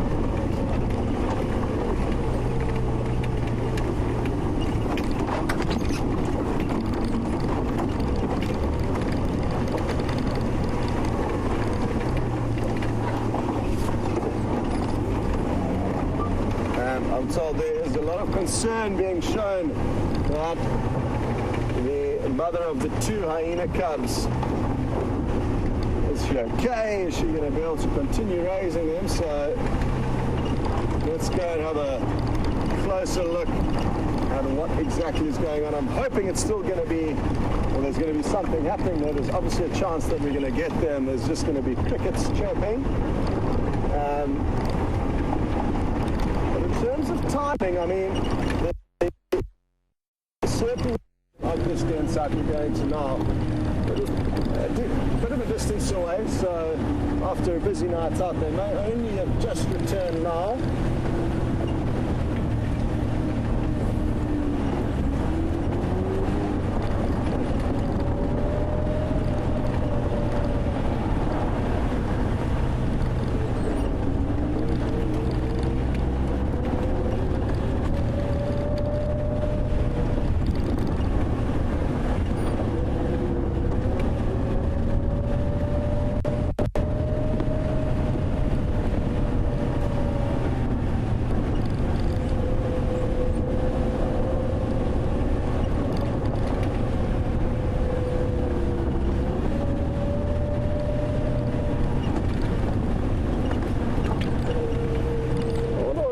Happening on Juma that we don't know about, and Arathusa for that matter. I haven't got an update from the Arathusa guard, so it's a bit complicated getting radio updates from them, not as easy as one would expect, so I haven't got a clue what's going on there. Let's hope we haven't missed out on any action. But it would also be interesting to know what's been lurking about on Juma last night, where Kruda is, the female leopard. After rain and an overcast weather like this, it can be quite tricky to work out what's what and who's been where with regards to the tracks on the ground.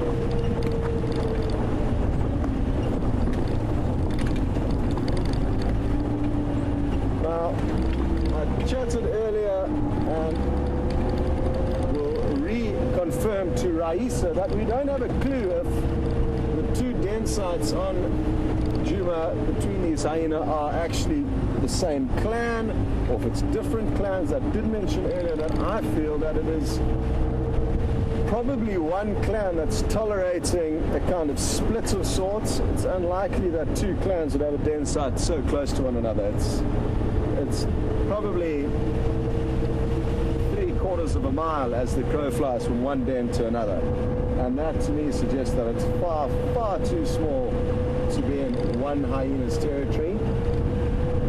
And maybe that's what's caused the fight. I mean, maybe this fight was between one clan, but because it's getting bigger, things are getting more complicated. And I guess that's applicable with most things in life. If you're trying to control 4 people, it's easier than controlling 400 people. And I guess the control within the clan may also be kind of dwindling or changing as we speak, hence that fight. The fact that the wounded female came back onto Juma, not in the opposite direction, suggests to me that this could actually have been an inter-clan dispute, whereas initially when we were on the boundary there, on our northern boundary, I thought, well, there's a chance that this hyena's come from the north, got caught up, and the rest of its clans run back. But judging by the behavior we saw, that theory is kind of thrown out the window. So my thoughts are one clan. It'll be interesting to hear what Jamie and Brent and Stefan think. But the bottom line is, regardless of what any of us think may be the answer, what is actual truth is another story. And because we don't spend day in and day out with these animals, we don't know all the answers. And even the 6 hours we spend out here daily, it's not entirely with these hyena. So to be able to make conclusive, educated decisions and theories as to what's going on is basically close to impossible at this stage, in my opinion. In my opinion.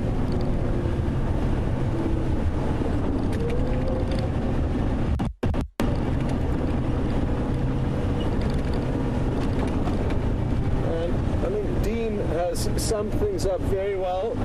Such an emotional roller coaster it's been this morning. Curiousness, sadness.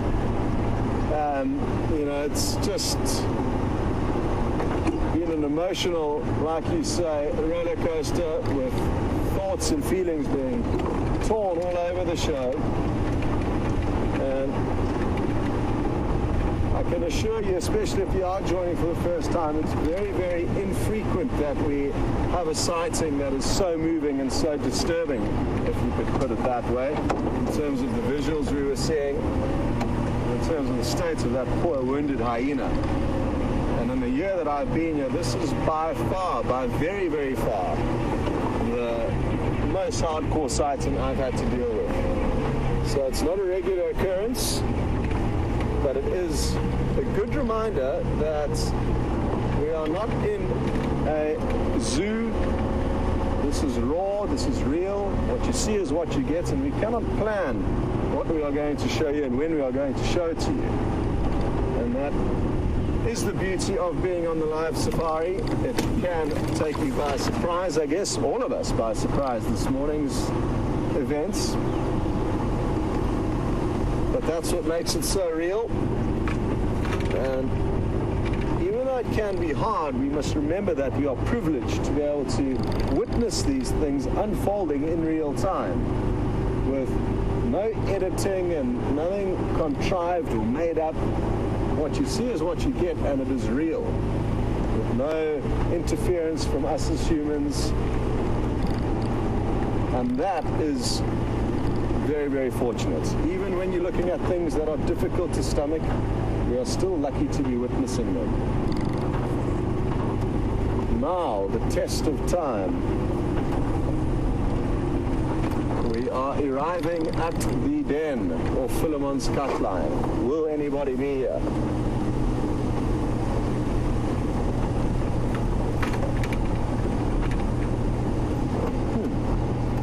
Doesn't look like it at the outset. Like I said, I haven't been here since it's become active again. But there is a big hole on this side of the burrow that seems to be the most active, and there are no hyena there. I'm just going to stop up ahead here to show you the hole that I'm talking about. There's a couple of holes, but the larger one, which is just through the bushes on the right there, used to be the most active when I was last here, but things have changed since the clan has returned, or at least a portion of the clan has returned. Now, what may have happened is that adults may have come back, nurse their cubs for a few moments, the same adults we saw fighting earlier, who did look very much like the mothers of these cubs here.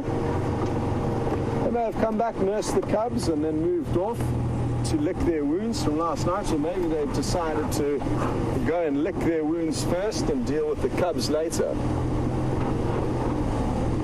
But no clear sign of any hyena in this area at the moment. Very happy that we came and looked though.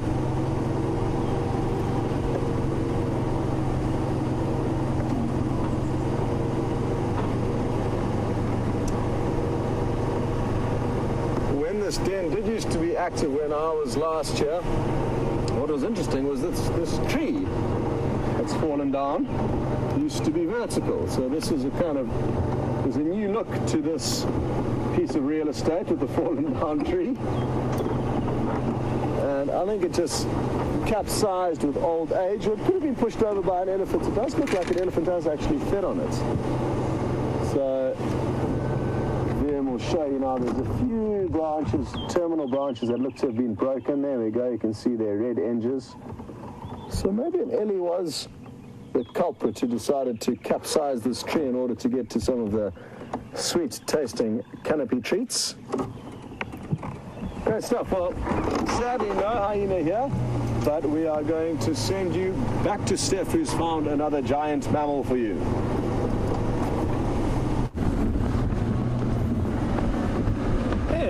From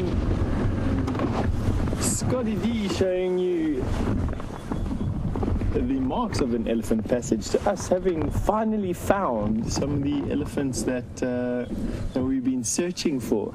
Andrew was beginning to doubt my ability to find some elephant. We came around the corner and lo and behold, we got 4 Ellies for you. Nice youngster that you're looking at the moment, the tusks just emerging from the top lip.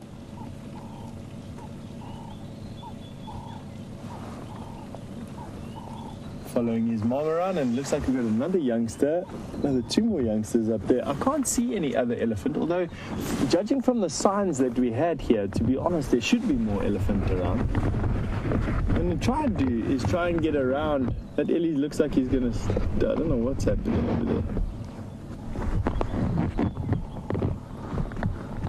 They really have been hammering the knob thorns here. As we've been driving, we've just been noticing slabs of bark that have been peeled off of nearly every knob thorn, every large knob thorn that we can see. And what you can see is this youngster just over here that is digging some roots out of the ground. And the bush is quite thick at the moment where we are.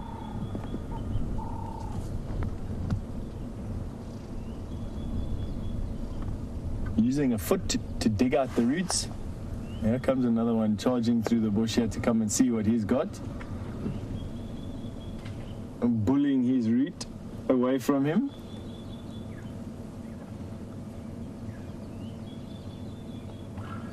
You know, even though it's quite green at the moment and it looks quite good, these Ellies are going to take a little bit of strain. See, that one's just now bullied him out, stealing his root.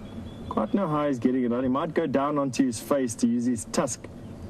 The moment he's using their feet and their toenails to try and kick out that root. Didn't quite get it, just got a little bit of a mouthful. And we're going to have to reposition here because they've just moved off into this very thick bush. But just to finish my comment on these Ellies at the moment, even though it looks quite green and it looks like there's a lot of food around at the moment, there really isn't. It really has been quite a difficult year so far. And where they should be eating a lot of grass, they are not actually eating a lot at all. We're going to go around this thicket. I'm sure we'll be able to get these Ellies again. I think the best bet for us is actually just to show you what they're doing to these knob-thorns. Before we go re-find them again, have a look at this tree on my right-hand side.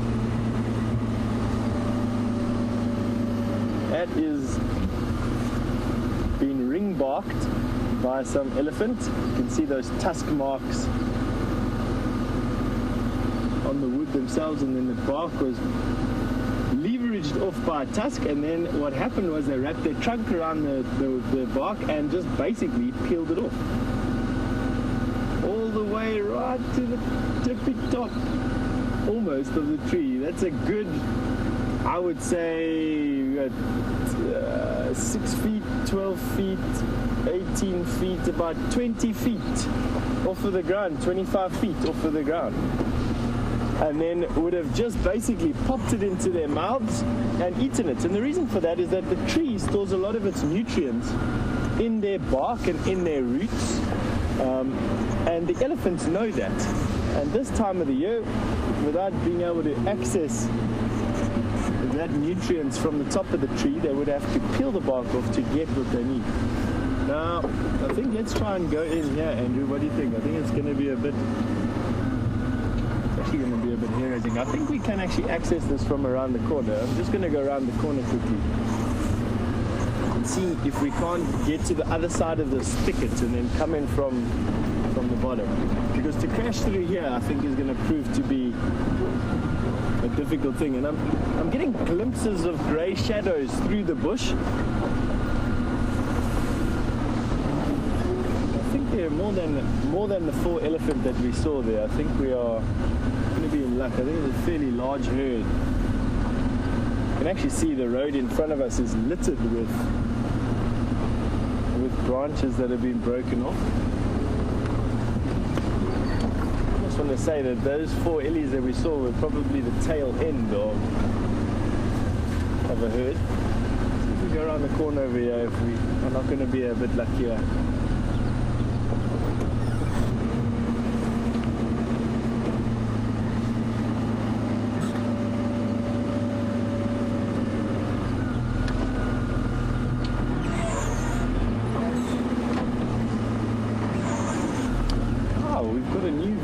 Today, Josh in Missouri, welcome.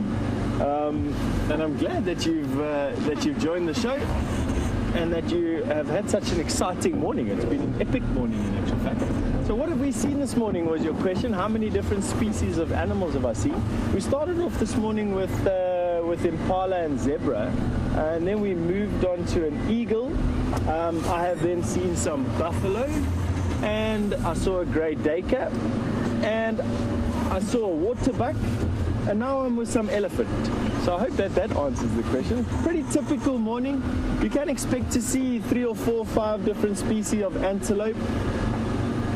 And then your larger mammals, you can expect to see 2 or 3 larger mammals with a spattering of other things as well, from mongoose to birds, lizards, spiders. In the evening, some scorpions. I'm going to drive up the side of this termite mound because I want to get some height here. I want to see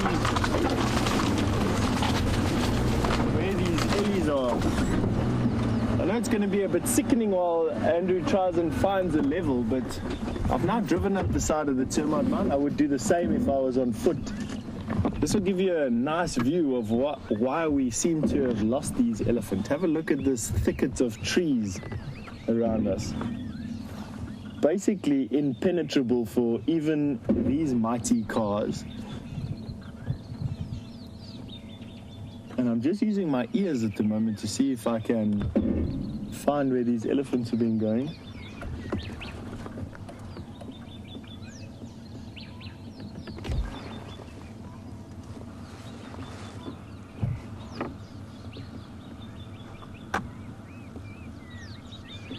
So Sharon in Pittsburgh has asked if we do any maintenance on dam walls. Sharon, not really. Once the dams are built, they tend to last a few years, and then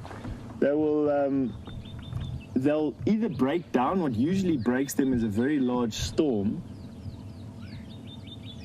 where erosion actually eats away at the dam wall and it causes the dam to collapse.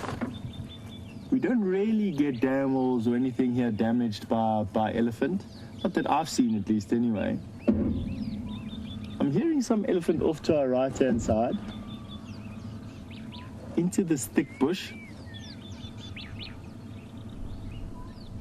I'm not hearing exactly where they are. I think, Andrew, we are going to have to go back to where we last saw them. Have a look at this thicket that we're driving around through here, folks. It's a special. definitely way too thick for us to drive through. So that's why I wanted to try and see if I could go around. I still think we're going to try. Let's reverse back off of this terminal map.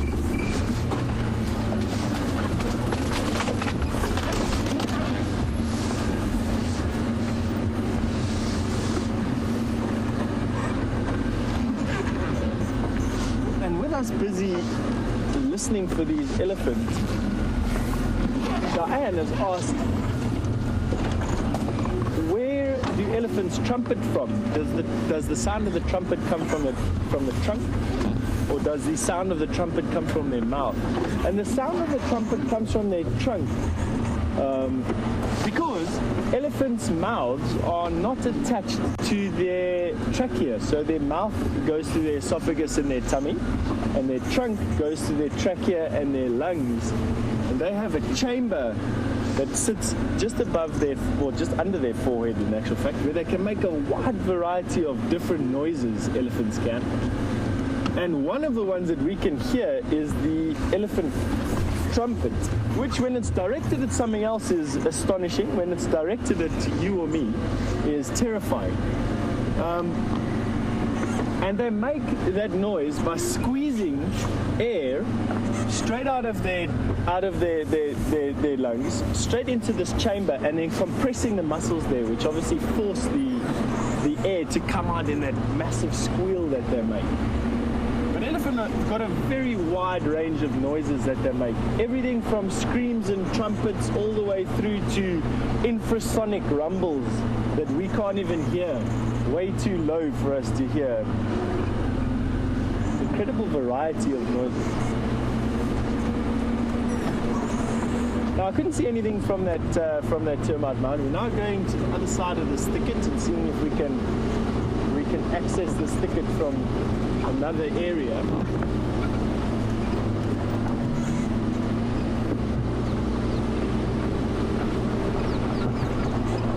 I've lost sight of these ellies, but it doesn't matter. It looks like they were feeding. It looks like they were moving off here, having some lunch, which is all good for us.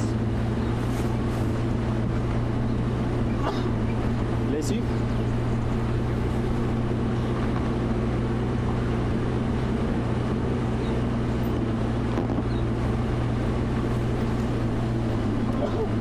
Bless you. Andrew's just having a little bit of a sneeze attack. He seems to be all good. He's giving me the thumbs up that he's not going to expire right now. Right, so the elephants went into this thicket here where we are right now. We'll give it a one more bash. Trying to access it from the top over here and see if we can see them.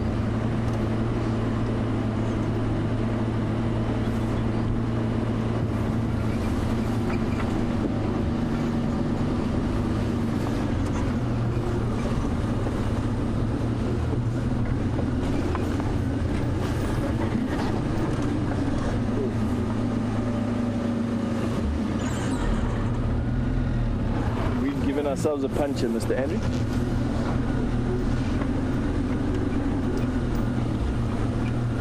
So I'm told that Scott also has a puncture, and we've given ourselves a puncture on one of these sharp roots here, which what we'll do is we'll see if we can find these elephants before our puncture gets really bad, and then watch them. It seems like a slowish puncture.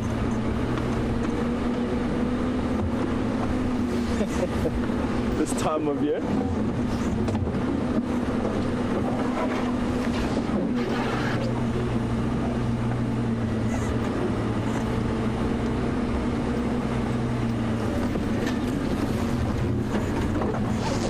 Rudy in Louisville has asked a question that comes up very often, but one that I really enjoy answering. Rudy, to answer your question, about how safe are we? How can we drive around in these open cars when there are very many reports of people being attacked in safari parks just through their windows? You know, how can it be different?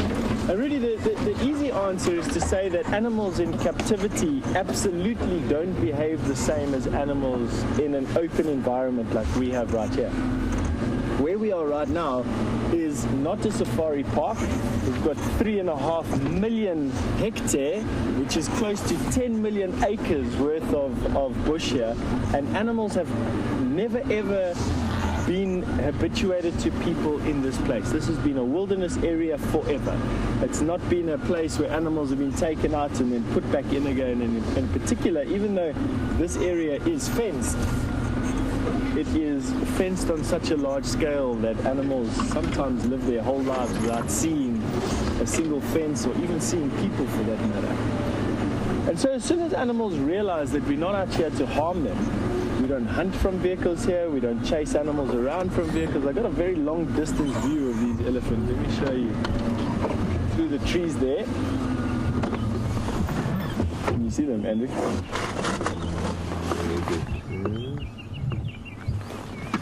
As soon as these animals realize that we're not here to actually hurt them in any way, which we don't inside the Kruger National Park, they actually calm down. And can't see him. We can't show you this Ellie. It's probably about 300 or 400 yards away from us.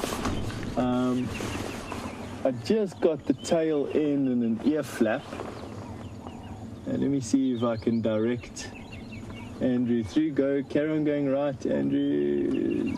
A little bit more, somewhere there.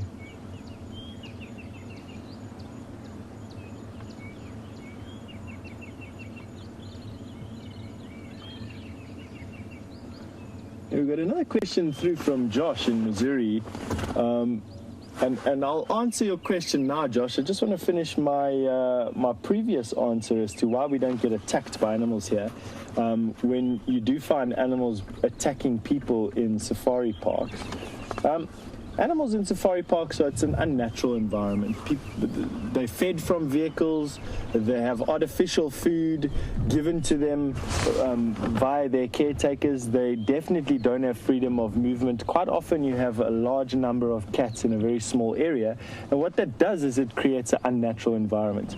Then you go further compounded by adding people and cars filing through there, and sometimes people get up to some funny things. You know, people like to take pictures of animals doing unnatural things, and in particular we have a way that we want to always tap on the glass or make funny movements, throw animals pieces of food. And so animals associate vehicles in these areas with food, and what you don't want to do there is then have your window open, and that's where mistakes happen. People being associated as sources of food by animals are always a threat because they're getting too close. But here in the natural environment, we don't have that. We absolutely are trying to respect animals and try and respect their space as much as what we can. And so you don't get into situations as often, and therefore we are relatively safe in the open vehicles like we are now. Not 100%, I'd say we are about 50% safe on it. I'm quite certain that I'll be able to judge a situation as dangerous or not and be able to create some distance before we get into a situation where animals would jump into or onto the back of a car. I've been doing this now for 16 years. It'll be my 17th year next year, and I've never had an animal jump into the car, even though I've been next to lion and leopard and cheetah, wild dog, more times than I can even count. They've never done that, so let's hold thumbs it never does happen, at least anyway. All right, now I think that we know exactly where these ellies are. I think let's see if we can get in there. The tire that we've got going steadily flatter and flatter at the moment doesn't seem to be at a point where we can't drive just yet. So let's carry on going.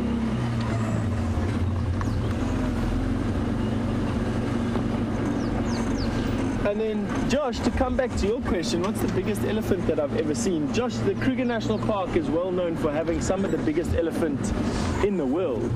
And although it's not the biggest elephant that was ever shot, as far as I know, was in Angola, that weighed somewhere in the region of about 10 tons. I've definitely seen a couple of bulls in the Kruger National Park that approached the 6 to 7 ton mark quite easily. Enormous bull elephants, standing 3.5, 4 meters tall at the shoulder. Just able to dwarf us. And you can absolutely go and research some of the elephants in the Kruger National Park. Go and do yourself a favor and research the Magnificent Seven Kruger National Park. It's the 7 largest elephant that have occurred in the Kruger National Park in recent times. They are very well documented, and you'll find some fantastic archived footage, photographs and some videos even of the Magnificent Seven. They were all elephants in the Kruger National Park, and you should be able to get a very good idea of what elephants occurred here, what really big elephants occurred here. So Magnificent Seven, Kruger National Park are some of the biggest elephants that have ever occurred here. You should be able to see some. Please, if you can, post some of the pictures that you've seen up on, I'm sure you could do it on Twitter, or you could do it on our WildEarth's Facebook page for all of us to have a look at. I'm not exactly sure how all that works since I'm a social media novice, but I'm sure you'll be able to do it. So if you want, share some of those pictures with the rest of our viewers. I'm sure they'll be interested to see what one looks like. Now, what we are going to do is, while Andrew and I try and find these elephants and also change this flat tire that we've got, is link you back over to Scott, who can keep you entertained while Andrew and I build up a sweat on this cold morning. So we'll catch up with you in a bit. See you later.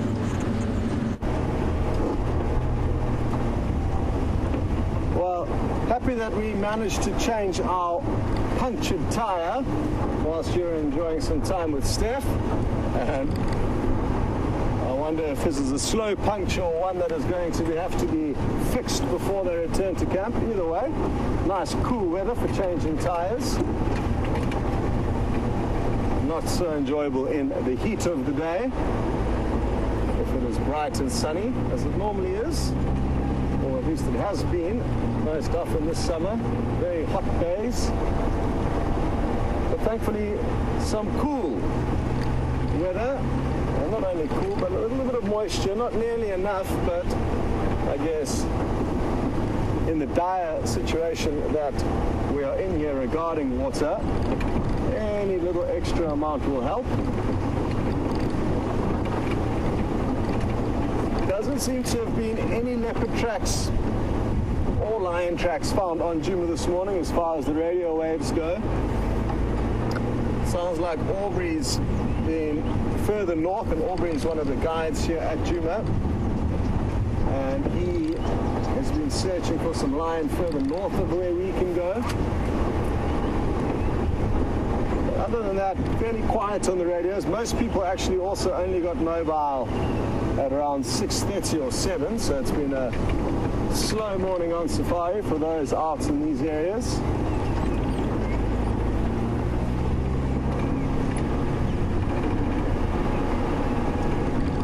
And just a few minutes left, so I guess time to start recapping on what's down today. And if any of you have joined more recently, you would have missed out on some phenomenal viewing of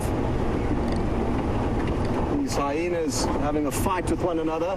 It was kind of a one-sided affair. It was one hyena who received all of the bullying that we got to see. I think it would have been a very different affair in the early hours of the morning or late last night, because there are a few hyena running around that are wounded, not nearly as badly as the one that came off worst.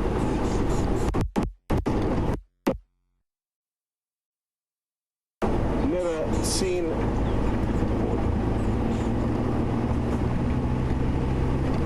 it's black screen. That's right. There's a young battalier soaring above us, and the stork you may have got a glimpse of in the background. It just disappeared out of shot. Interestingly, young battalier's tails are longer than the adult's tails, and if it is so kind as to swoop back into an open area, which I don't think it's going to do just yet, we'll be able to show you one more glimpse. But the tail becomes shorter as the bird becomes older, and the reason for that is that to fly with a very short tail for a bird would be an incredibly tricky situation. to learn with the short tail and for it to get progressively shorter, it would become a lot easier.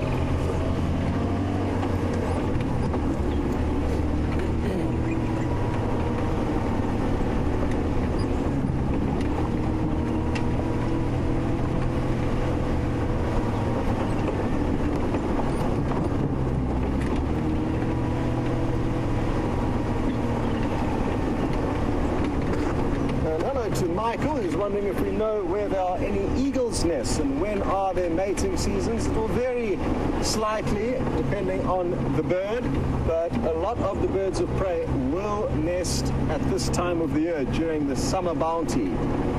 Some in early summer, some in late summer. There's a Wahlberg's nest not far up this road. I don't think we are going to get there by the end of the safari. We also had a pair of African hawk eagles nesting off Central Road, but I think they've finished already. African harrier hawk off Vulture's Nest Road, where there's no vulture's nest, there's a harrier hawk nest. So yes, we know of a few eagles' nests, but sadly they are high up above us, and because we can't look into them, they understandably become not very interesting because we've got no idea what's happening inside them. But there are a few around, also a few vulture's nests.